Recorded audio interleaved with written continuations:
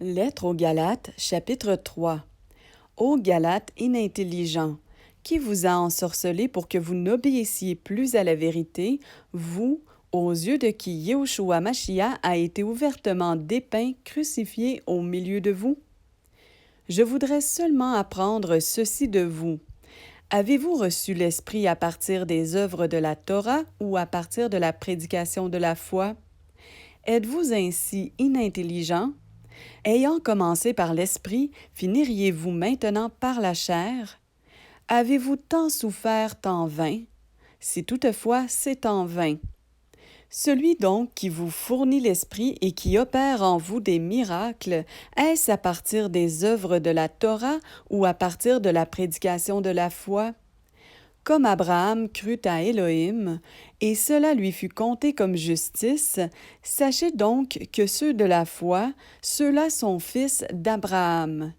Mais l'Écriture, prévoyant qu'Élohim justifierait les nations à partir de la foi, a prêché d'avance l'Évangile à Abraham en lui disant « Toutes les nations seront bénies en toi ». C'est pourquoi ceux qui sont de la foi sont bénis avec Abraham, le croyant. Car tous ceux qui sont des œuvres de la Torah sont sous la malédiction, car il est écrit « Maudit est quiconque ne persévère pas dans toutes les choses qui sont écrites dans le livre de la Torah et ne les met pas en pratique. » Et que personne ne soit justifié devant Élohim par la Torah, cela est évident puisqu'il est dit « Le juste vivra à partir de la foi ». Or, la Torah n'est pas à partir de la foi, mais elle dit « L'être humain qui mettra ces choses en pratique vivra par elles ».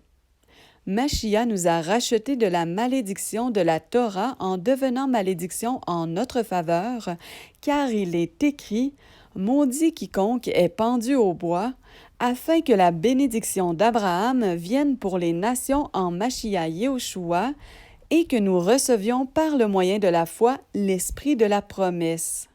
Frères, je parle cependant selon l'humain. Un testament confirmé publiquement par un humain, personne ne l'annule ou n'ajoute quelque chose à ce qui a été ordonné. Or, les promesses ont été faites à Abraham et à sa postérité. Il ne dit pas « et aux postérités » comme de beaucoup, mais comme d'une seule, et à ta postérité, qui est le Mashiach. Mais voici ce que je dis, un testament qu'Élohim a établi d'avance en Mashiach ne peut pas être annulé par la Torah survenue 430 ans plus tard, ce qui abolirait la promesse. Car si l'héritage est à partir de la Torah, il n'est plus à partir de la promesse. Or, c'est par le moyen de la promesse qu'Élohim a faite à Abraham ce don de sa grâce. Alors pourquoi la Torah? Elle a été ajoutée à cause des transgressions jusqu'à ce que vienne la postérité à qui la promesse avait été faite. Et elle a été prescrite par le moyen des anges et par l'entremise d'un médiateur.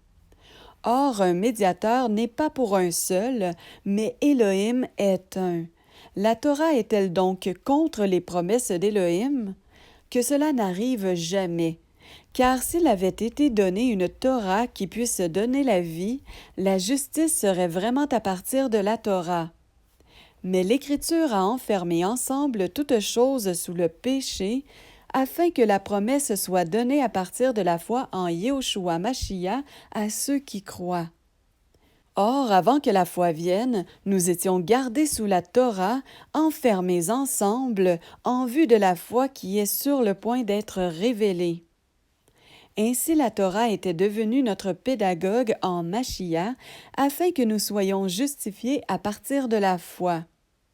Mais la foi étant venue, nous ne sommes plus sous ce pédagogue. Car vous êtes tous fils d'Élohim par le moyen de la foi en Mashiach Yeshua, car vous tous qui avez été baptisés en Mashiach, vous avez revêtu Mashiach. Il n'y a plus ni juif, ni grec, il n'y a plus ni esclave, ni libre, il n'y a plus ni mâle, ni femelle, car vous êtes tous un en Yeshua Mashiach. Mais si vous êtes du Mashiach, vous êtes donc de la postérité d'Abraham et héritiers selon la promesse.